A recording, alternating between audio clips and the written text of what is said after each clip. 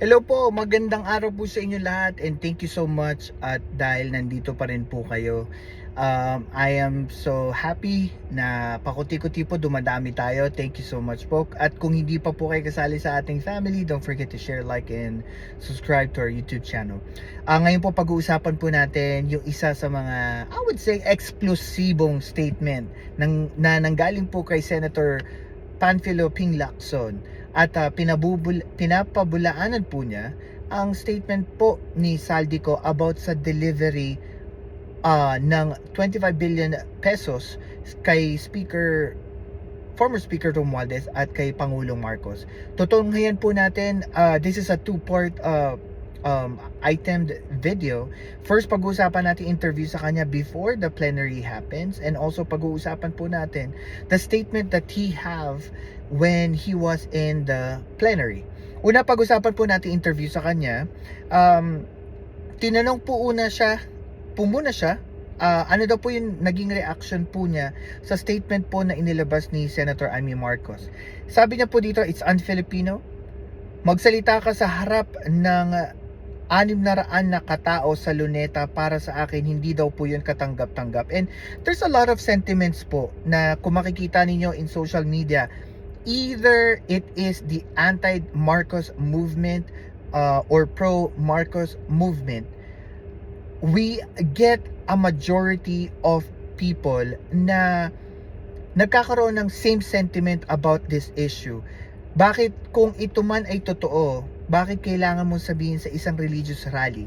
At bakit kailangan ipolitika ang isang religious rally, knowing that even INC is telling people that the rally that they had in INC is not, it's just a religious movement, and that's not even political movement. Tinanong din po siya, ano bang possible motive? Only politics.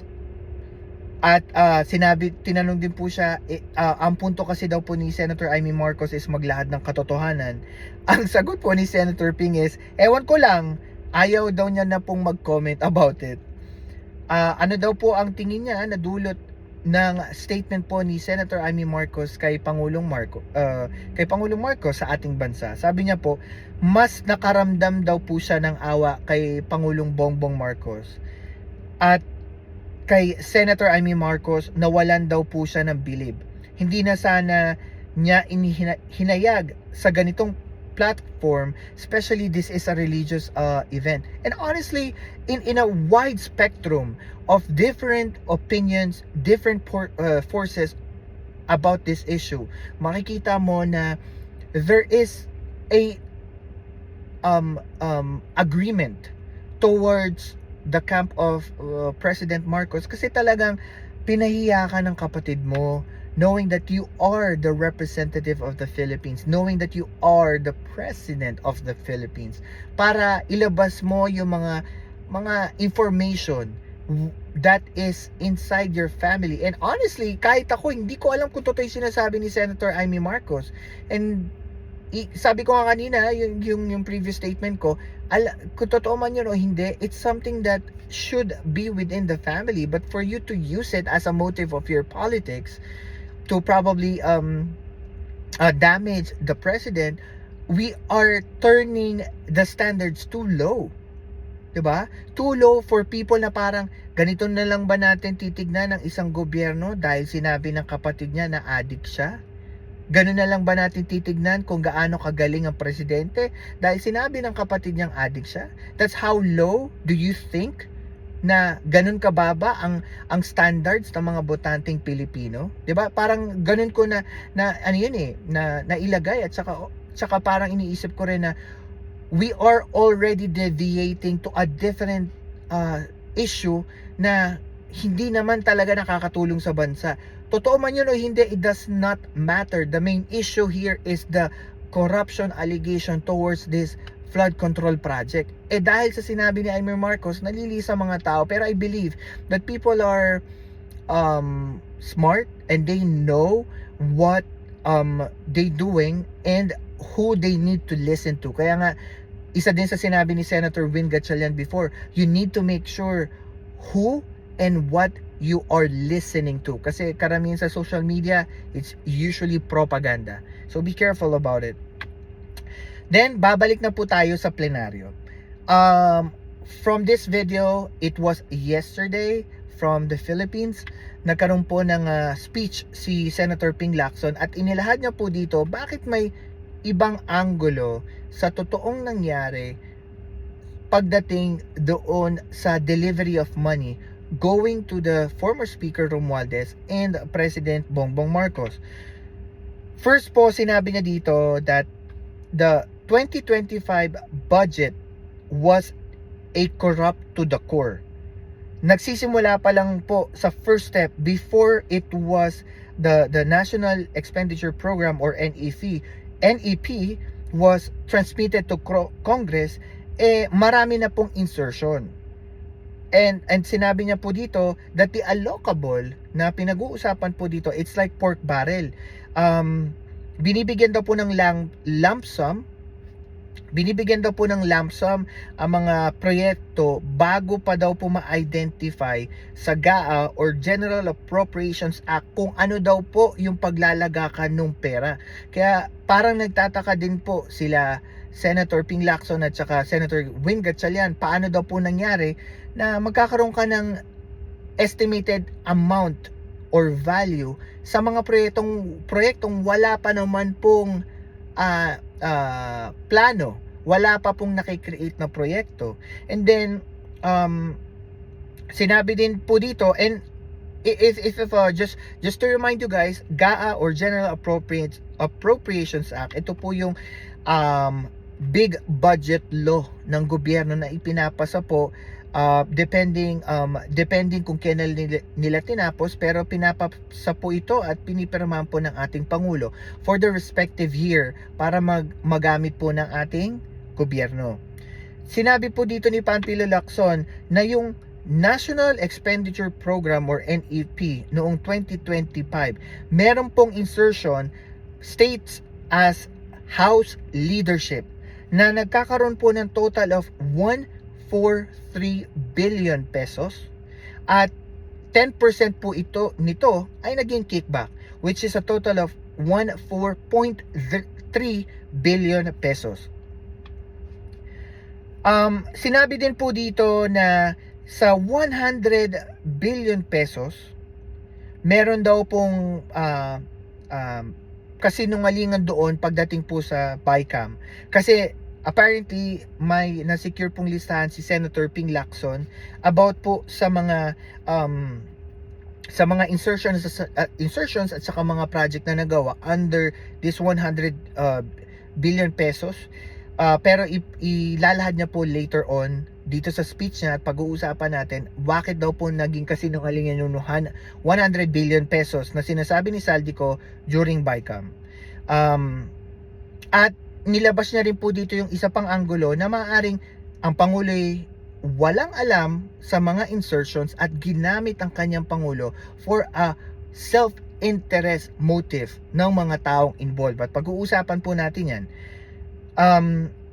Based on the trend na pinag-aralan po nila Senator Ping Lacson, lumalabas po dito that the initial findings na ginawa po ng AFP, there was almost 8,000 projects. Sa 8,000 projects na ginawa po for flood control project or DPWH project, correct me if I'm wrong with these numbers, 420 po na mga project ay nagtototal ng 29 billion pesos at more than 5% nito ay mga ghost project. Between the year of 2023, 24 and 25, meron pong nagkakaroon ng total of 1.001 trillion pesos. And sa mga project na to, which is equal to 5% going to flood control project. Tinanong din po si Panfilo Lacson dito kung uuwi daw si Saldi, ano daw pong gagawin ng Blue Ribbon Committee dito. At as of this moment, sa pagre-record natin ng video, sinabi niya po na hindi pa sarado ang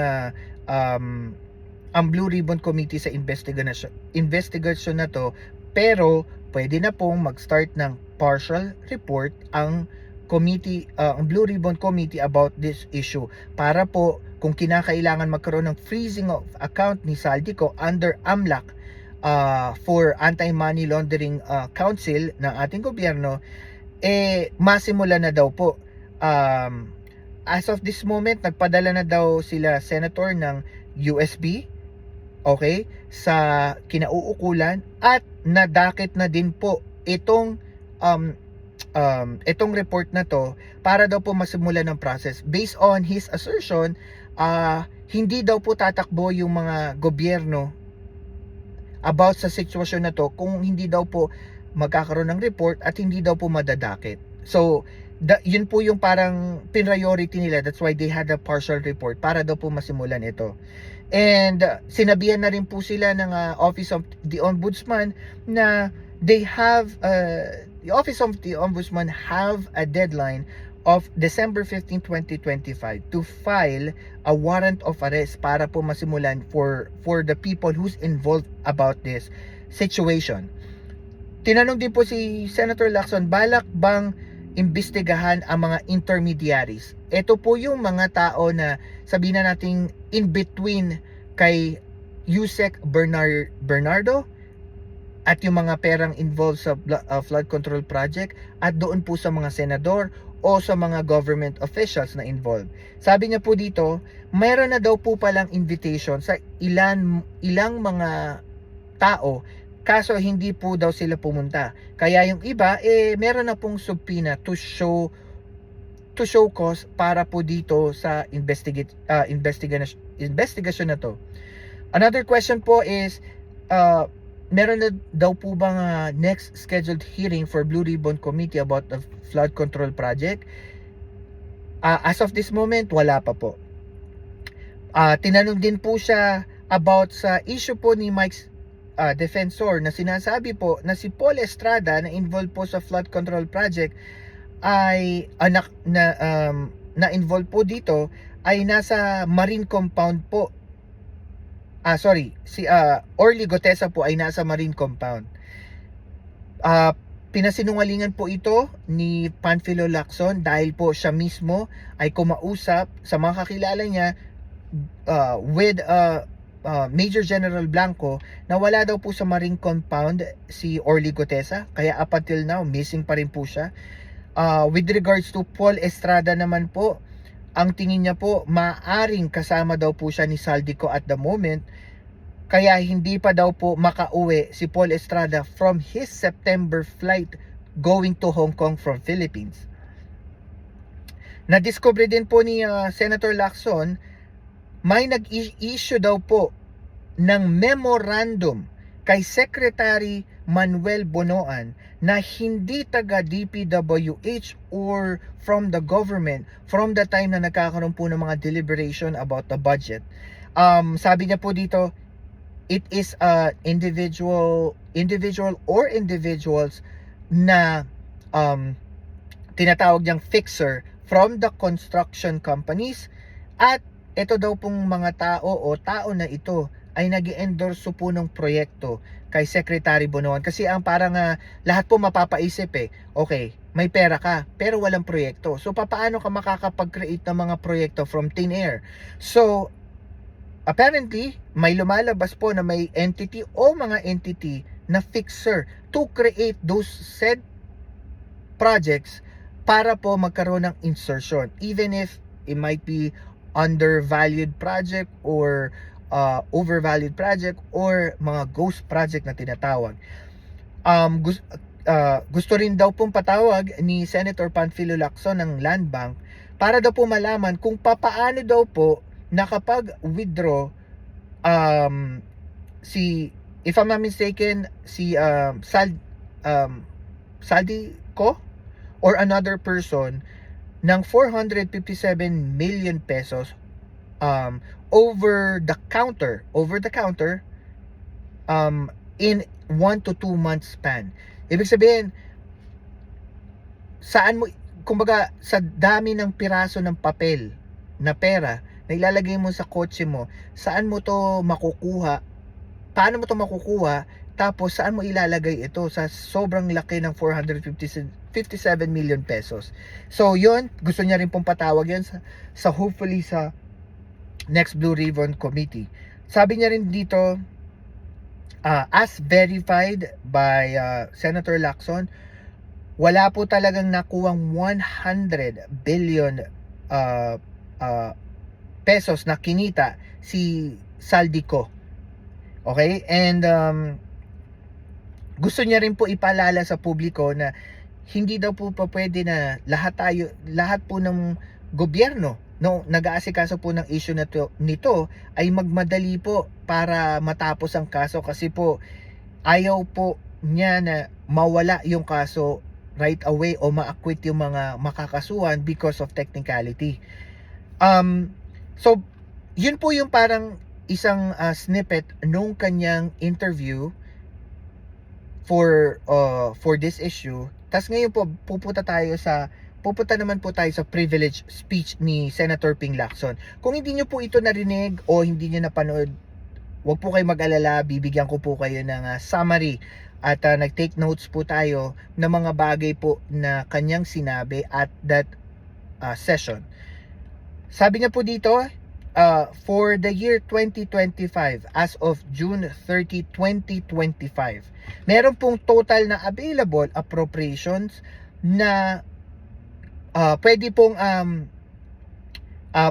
magamit ng gobyerno na nagkakahalaga po ng 7.154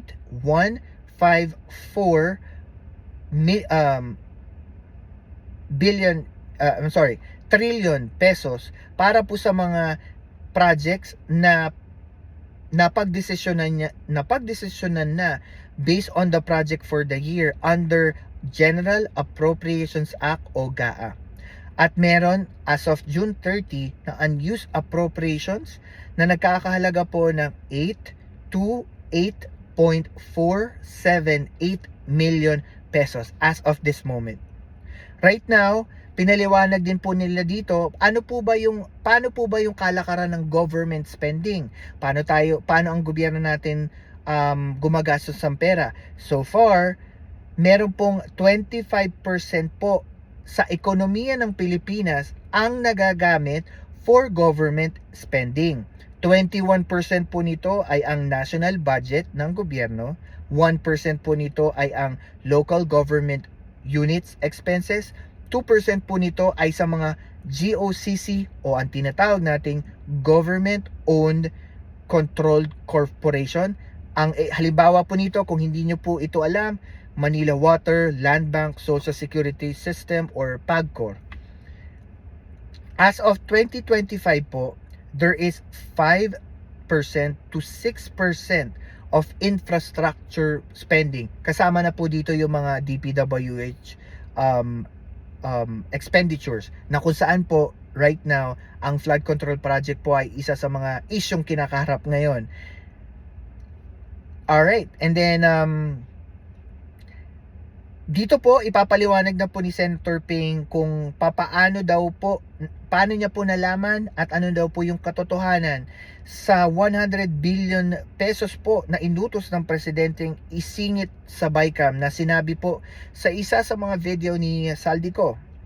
Sabi po ni Senator Lacson dito, we went to the list and ang listahan po nagpapatunay na merong 100 billion pesos na insertion. Ang addition pa po niya dito, yung iba daw pong 100 billion pesos na insertion, yung iba daw po may erasure or yung iba hindi daw po maintindihan kung ano yung nakalagay doon, no specificity, parang ganon. Sinabi niya rin po dito, ipiniliwanag niya bakit daw po may sinungalingan yung delivery of 25 billion pesos na sinasabi ni Saldico. Paliwanag niya po dito, nung nalaman daw po ni Yusek Bernardo yung video ni Saldico na nagsasabi po na nag-deliver daw po siya ng 25 billion, ay sabi niya po kay Senator Ping Lacson na mali ito. Mali ito at he have misrepresented the situation. Sabi ni Senator Ping Lacson kay Saldico. Pinaliwanag dito, namely, under the name of Undersecretary Adrian Bersamin, Undersecretary Trajiv Olivar. Sila po yung dalawang rason kung bakit po nagkaroon ng insertion of BICAM. Sa pagpapaliwanag po dito, sinabi ni Yusek Bernardo na yung 81 billion pesos mula doon sa 100 billion pesos ay inassign po sa DPWH, na yung 52 billion pesos mula doon sa 81 billion pesos ay hinandle personal ni Yusek Bernardo, at siya po ang nakakaalam kung saan napunta yung mga pera, sino na pagbigyan. Kaya imposible daw po na merong 25 billion pesos na i-deliver sila Saldico kay la Speaker and kay President. Paglalahad niya pa rito,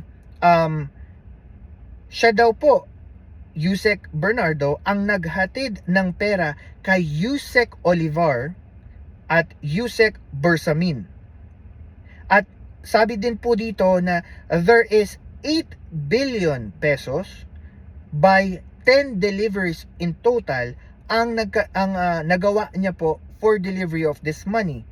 And sinasabi niya rin dito na meron pong 29 billion pesos from the 100 billion pesos ay napunta po sa ibang agency. So, ang pag-uusapan lang natin dito ay natitirang 81 billion pesos sa DPWH. Dagdag pa ni Olivar dito na meron ang proseso daw po ng ang sindikato is that meron daw pong individual armor van si Olivar at saka si Bersamin na pinapark po nila sa basement po ng Diamond Hotel. At itong mga armor van na to, ito po yung paglalagakan po ng pera. Tapos lumalagay po dito that between the month of March and April, meron pong tinatayang 800 million pesos to 2 billion pesos ang total po ng pera na na-deliver from Yusek Bernardo to Yusek Olivar and Bersamin. Kaya nga po, nasabi ni Yusek Olivar kay Yusek Bernardo na very good kasi nadi-deliver niya itong mga pera na to. Around March 11 daw po, there was an urgent request to Olivar para po ma-pick up yung pera. Kasi matagal na pong nakapark yung mga armored van and punong-puno na po ng pera. Kaso ang problema, ang sabi daw po ni Yusek Olivar kay Yusek Bernardo is hindi daw po pa pwedeng makuha pa sa ngayon kasi meron daw pong hulihan. And that was the time that former President Duterte was being arrested at that time from the ICC. Yung arrest na yun. And from that day on, naipon daw po ang van with a total of 2 billion pesos. At ang sabi po ni Yusek Bernardo dito, kung saan napunta, hindi niya na daw po alam. Nung nakuha, after na makuha nila Yusek Olivar and Bersamin, hindi na po niya alam kung saan na napunta yung 2 billion pesos. Biggest delivery po dito is a total of $8 billion, which is, if you're gonna go back to our numbers, sa 81 billion pesos ko tayo babalik, it is 16 well, technically it's 15%. Kaso, ang sabi po ni Yusek Bernardo kay Senator Ping, tumawad daw po si Yusek Olivar. Kaya daw po from 15% to na-change daw po sa 16%. Kaya po parang natatawa si Yusek Bernardo. 1% doesn't make much difference. Pero hindi natin alam kung anong reason. Pero kung titingnan natin to in a different viewpoint, parang it's too greedy to ask. Diba? May 15% ka na, you wanted to change it for 1%. That's too much, diba? And then there is also another money that was given to Secretary Manuel Bonoan na nagkakahalaga po ng 1 billion pesos.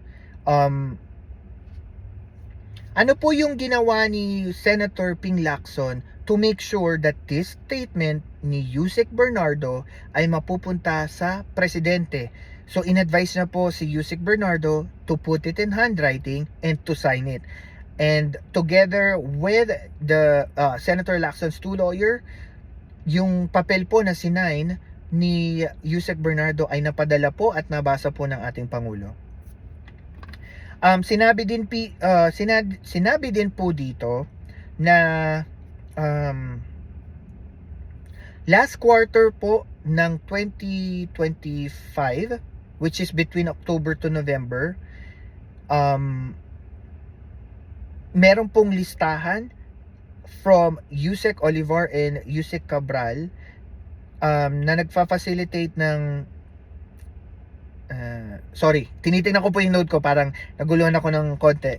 Okay, so meron po dito na parang question about why there's funds but no project listed.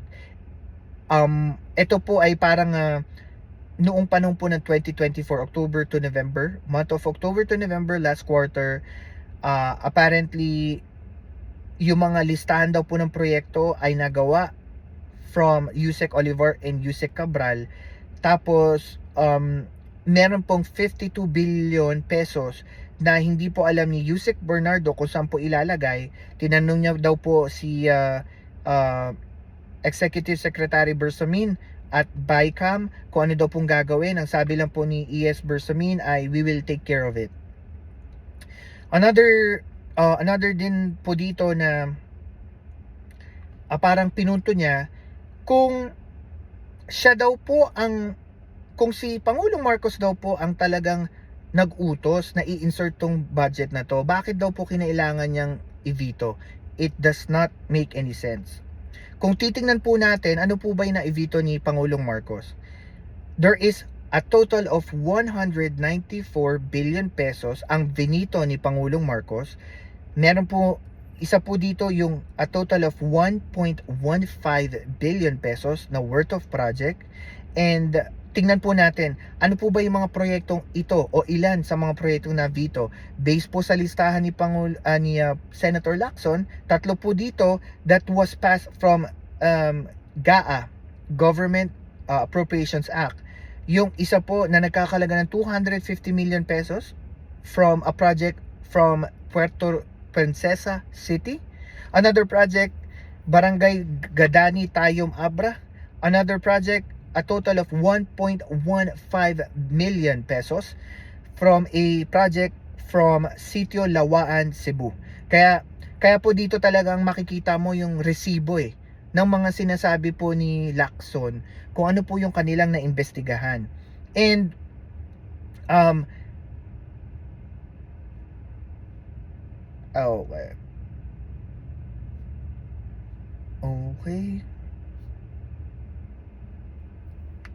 Okay, and then also, pinaliwanag din po dito ni Senator Lacson about the 2025 GAA.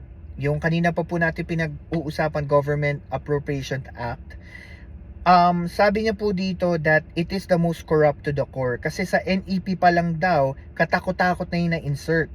And masakit nito, ang nag-insert po nito ay meron pong initial SMB, and sabi niya po, we all know that SMB is Secretary Manuel Bonoan. Nakalagay po doon na there is batch 1, batch 2 at batch 3 sa allocable side of the NEP. Lumalagay po dito nung kanilang naimbestigahan, ito pong batch 1, 2 and 3 ay nagkakahalaga po ng 25.5 billion pesos. And another thing na nakita nila sa NEP, House Leadership Fund, na nagkakalaga po ng 143 billion pesos. Kaya matindi yung korupsyon magmula pa lang sa first step. Kaya yan yung pinapaliwanag ni Senator Lacson na hindi lang daw sa mismong BICAM ang nagkaroon ng issue. It stem out from step 1, which is NEP. Another question po, paano daw po na-convince nila Yusek Bersamin ang Kongreso noong panahon po ng BICAM sa paggawa po ng budget para po ma-insert ang 100 billion pesos? Ang sabi po ni Senator Ping, it's only a perception. Sino ba naman hindi maniniwala kapag sinabi ng Yusek na ang utos na ito ay galing sa Pangulo? Alam naman po natin, we cannot disagree we all cannot disagree kapag ikaw nakaupong pangulo at ginamit yung pangalan mo at ginamit yon sa iyong pansariling interes, like what happened here, 'di ba, at impluwensyahan ang mga nasa BICAM na mga kongresista o mga lawmaker. Syempre there's certainty na hindi mo na i-fact check. You just go with it and you're just gonna say, oh, ito ay para sa, or ito ay utos ng Pangulo. Ang mahirap lang nun, why they won't check it, di ba? This is 100 billion insertion. Hindi ba sila nagtanong? Even if kaalyado sila ng Pangulo. Kaya malaki din question yun eh. Bakit sila nagpadala sa perception? Pero unfortunately, this is what they found out. Bakit daw po itong mga insertion ito, tinanong po yan ni Senator Win Gatchalian, hindi daw po na-report sa BICAM. First, ang sabi po ni Senator Lacson dito, hindi ito na-report, at ang masakit lang dito, small group of people lang daw po yung involved sa BICAM with regards to budget. Ngayon, parang nire-request na nila on the part of Senate para ito'y maiwasan, sabi ni Senate President Tito Soto, is for them to have it live stream para alam ng tao kung saan napupunta yung pera and yung mga budget deliberation. Kaya tahasang sinasabi po ni Senator Ping Lacson na walang kinalaman ng Pangulo, walang natanggap ang Pangulo, at walang delivery na nagawa si Saldico o ang kanyang grupo. And as verified, there is 1.150 billion pesos ang binito po ni Pangulong Marcos, as verified by Senator Ping and Senator Gatchalian.